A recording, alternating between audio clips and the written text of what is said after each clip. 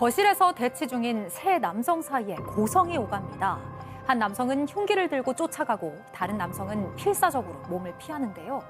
놀랍게도 이들의 관계는 손자와 외삼촌 그리고 외할아버지입니다. 대체 이들 사이에 어떤 사연이 있는 걸까요?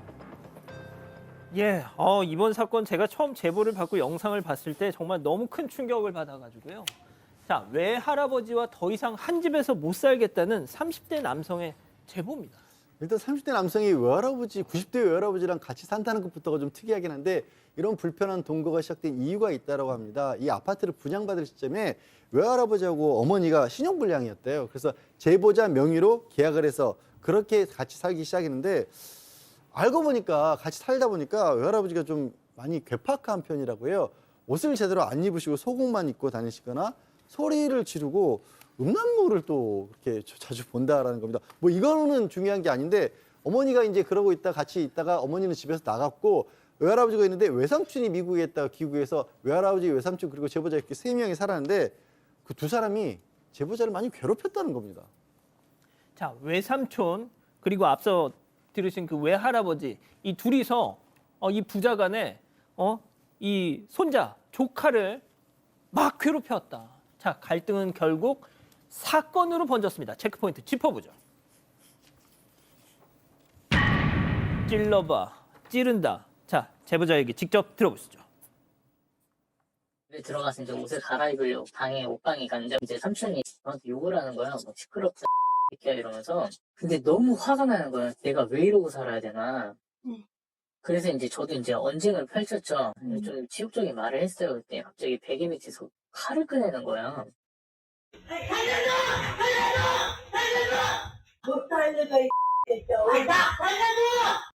그래서 이제 화가 나서 이제 찔러봐라 이렇게 했는데 이제 찌르려고 한 거죠. 근데 이제 제가 이제 의자로 막고 그러니까 할아버지 자기가 이제 칼을 집어서 이렇게 하려고 했는데 제가 이제 뺏어서 이제 막 던진 거죠, 딴 데로. 야, 교수님 이게 뭐예요? 자, 외할아버지랑 외삼촌이 조카 손주를 좀 저렇게 하고 있어. 구석으로 몰면서. 네. 정말 좀 상식적으로는 이해가 되지 않는 지금 영상인데요. 어쨌든 이 제보자 주장에 따른 얘기를 먼저 해드리면요. 이 외삼촌이라는 사람은 한 달만 집에 있다가 가겠다고 했지만 그대로 쭉 눌러 앉았어요. 그런데 이 외삼촌과 제보자가 여러 이제 갈등이 있었던 거예요. 왜냐하면 이 외삼촌이 물건도 자꾸 던지고 욕설도 하고 뭐 이러면서 갈등이 더 심해졌습니다. 사건이 벌어진 날에도 이제 이 제보자가 집으로 들어갔는데 외삼촌이 욕을 하기 시작했어요. 분노한 제보자가 맞받아쳤습니다. 그러니까 이 외삼촌이 마치 준비했다는 듯이 베개 밑에서 흉기를 꺼낸 거예요. 그래서 저렇게 막 죽이겠다고 뛰어나갔습니다. 근데 거기에 할아버지까지 이제 협세를 하면서 말 그대로 아수라장이 됐어요. 네, 뭐 외삼촌과 외할아버지는 경찰의 현행범으로 체포가 됐습니다. 그리고 제보자는 접근 금지 신청을 했어요. 아, 경찰 왔네요. 네네. 그런데 이게 받아들여지질 않았다고 합니다. 특히 외할아버지는 고령이라는 이유로 판사가 기각을 했다고 합니다. 자, 외할아버지 고령이라는 이유로 판사가 기각을 해서 다시 자유의 몸이 됐습니다. 자, 이 제보자, 이 손자 두 사람이 다시 집으로 돌아오는 게 너무 무서웠대요. 이유가 있었습니다. 얘기 들어보시죠. 제가 이제 홈캠을 봤는데 둘이서 대화를 하는 거예요. 이제 할아버지 하는 얘기가 야 방법이 없대. 이거 뺏을 방법이 없대. 이러면서 청산가리 같은 게 있어야 되는데 막 이런 얘기를 하면서 청산가리가 따지면 그때는 먹다가 죽거든 그런 약이 있어야 되는데 그래서 이제 경찰에 얘기를 했어요. 나 지금 이런 상황이다. 둘이 막 이런 얘기를 나누고 있는데 나 어떻게 하냐. 라고 했는데 경찰이 일어나지 않은 일이기 때문에 자기네들이 어떻게 조치를 해줄 수가 없대요. 이 청산가리는 또 뭐예요? 이게 흉기 사건이 일어나기 전의 상황입니다. 홈캠을 설치했는데 외삼촌하고 외할아버지가 대화하는 내용을 듣게 되는 겁니다. 죽이겠다. 근데 죽이는데 보통 얘기가 아닙니다. 그 대하는 장면에서 흉기하고 독극물까지 정확하게 언급이 됐습니다. 결국은 너무 공포스러워서 경찰에 신고했는데 좀 전에 들었던 것처럼 일어나지 않는 일이기 때문에 이걸 갖고 처벌할 수는 없다라고 하고 그 이후에 있었던 게 좀 전에 봤던 흉기 사건이었어요. 결국 제보자 주장에 따르면 수시로 이 외할아버지, 외삼촌이 제보자를 죽이겠다고 얘기를 했고 결국 이 흉기 사건으로 두 사람 재물 손괴, 특수폭행, 협박 등으로 벌금 800만 원 선고를 받았다고 합니다. 이야, 지금 뭐 참 보면 저희도 그렇고 이걸 보고 계시는 우리 가족 여러분들도 이게 무슨 상황이지? 지금 막 되게 참 납득을 못 하고 계세요. 저희도 그렇습니다. 자, 지금까지 보신 거는 제보자의 주장을 위주로 저희가 전해드렸고, 자, 그래서 저희가 외할아버지에게도 연락을 했는데 전혀 다른 얘기를 하고 있어요, 또. 네, 외할아버지는 또 이렇게 주장을 합니다. 손자가 아파트를 부동산에 내놓으면서 이 가족 사이에 갈등이 생겼다는 건데요. 이 아파트를 매입할 당시에 외할아버지가 1억 원 정도를 빌려줬는데 손자가 마음대로 아파트를 부동산에 내놨고 또 손자 본인의 명의로 되어 있으니까 수익금도 다 가져가려고 한다는 겁니다. 이에 대해서 제보자의 주장은 또 다른데요. 아파트를 살 당시에 대출을 본인이 받았고 지금까지 매달 100만 원이 넘는 이자도 직접 부담했다면서 양측의 입장이 지금 팽팽하게 맞서는 상황이에요. 자, 그래서 저희 제작진이 사실 파악을 좀 하려고 전후 상황을 알고 있는 제보자의 어머니에게 직접 연락을 해봤는데요. 예. 이 어머니는 둘 사이에 더 이상 엮이고 싶지 않다고 하면서 저희와의 연락을 거부하셨습니다. 아니, 친정 아버지고 내 배 아파서 낳은 자식이잖아요. 어? 자, 그런데 이 외할아버지 아까 흉기, 저희 제작진한테 내가 노인 학대를 당하고 있다 이런 주장도 했습니다. 자, 이번엔 외할아버지 얘기 직접 들어보시죠. 나 10원 한 장도 안 주고 자기 이름으로 됐으니까 내가 다 팔아서 내가 가지고 나면 내가 살아야 되겠다. 지금 그 얘기야.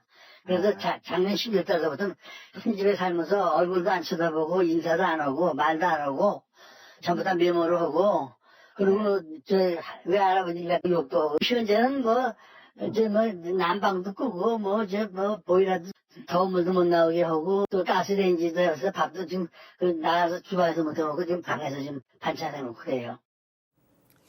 일단 저 말씀이 사실이면 지금 상당히 고령의 어르신인데 뭐 되게 고통스럽긴 하시겠네요. 굉장히 힘든 상황이라고 하는 거죠. 지금 난방도 다 껐다라고 하고 주방에 가스레인지 같은 다 불을 잠궈 버렸다라고 하고 그리고 지금 욕설도 알고 있는 그런 상황이어서 밖에 나가지도 못하고 방에서 반찬을 해서 지금 식사를 때우고 있다 이런 상황이고요.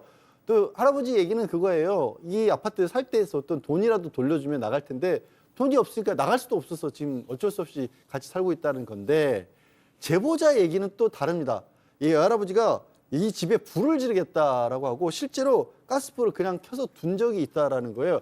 그래서 가스를 다 막았다라는 거고 그러고 나서도 그러니까 제보자분의 발리개를 때리고 발레견 사료를 훔쳐가고 거실 블라인드 끈을 막 잘라버리고 안경도 발로 차서 부러뜨렸다라고 합니다.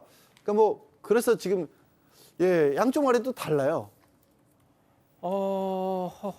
자, 중요한 건 지금 사료를 걷어가네요. 지금 강아지 사료를. 자, 일단 지금 여기서 제일 궁금한 건 과연 그러면 경찰의 판단은 어떤 것이냐일 것 같아요, 교수님.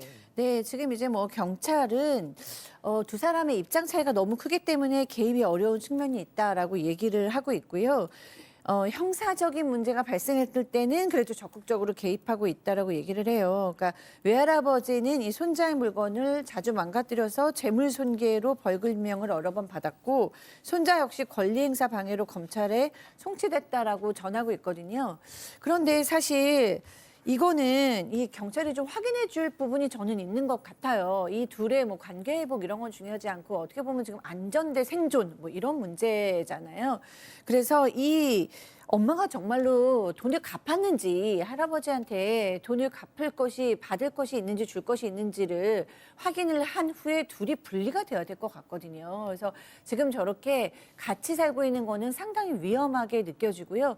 상황 팩트 체크를 정확하게 한 후에 둘을 어떻게 분리할 수 있을까를 경찰이든 자녀들이든 누군가가 좀 의논해야 되는 상황이 아닌가라는 생각이 듭니다. 자, 박 변호사님 조금만 첨언을 해주시죠. 이게 불안해 보이거든요. 불안합니다. 사실은 저런 게 큰 강력한 범죄로 갈 가능성이 매우 그러니까. 높습니다. 그래서 경찰이 조금 더 강하게 뭔가 가능하다면 고령이니까 접근 금지 이런 거 기각시키지 말고 좀 더 적극적으로 할 필요가 있는 상황이 아닌가.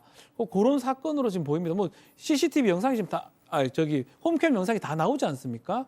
그것만 봐도 더 번질 가능성도 있기 때문에 조금 더 개입할 뭐 법적 근거가 있다면 좀 했으면 어떨까 이런 생각이 드네요. 예, 뭐 저희가 전해드리긴 했습니다만 아직도 좀 이해가 안 가는 부분이 좀 있네요. 제보는 사건 반장. 가족 여러분의 목소리를 사건 반장에 들려주세요.